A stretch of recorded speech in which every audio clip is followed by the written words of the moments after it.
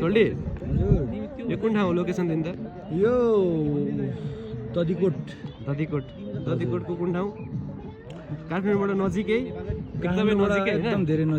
नजिकै भ्यू पनि राम्रो भएको हैन यस्तो दामी भ्यू भएको छ यस्तो नजिकै तर ददिकेट पानी ट्याङ्की भनेपछि ठ्याक्कै हाम्रो यो तल पिपल बोट देखाउ त त्यो पिपल बोट तलको पानी ट्याङ्की उ त पिपल बोट छ नि तल यहाँ तल यहाँ हो यो भनेको यो ठ्याक्कै यहाँ आइपुग्छ हेर है पानी ट्याङ्की पिपल बोट भनेर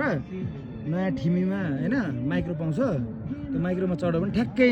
नयाँ के अरे ददिकोट पिपल बोट पानी ट्याङ्की भनौँ भने ठ्याक्कै यो अहिले भनेको लोकेसनमा झारिदिन्छ त्यहाँदेखि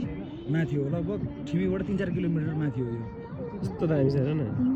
बबाल छ तर यहाँ चाहिँ पुरै हिँडेर आउनुपर्छ होइन यसको अर्को भिडियोहरू मतलब यसको अरू हाल्दा हुन्छ नि त होइन जस्तै कसरी कुन ठाउँ हो भनेर अहिलेलाई चाहिँ काठमाडौँ देखिन्छ हेर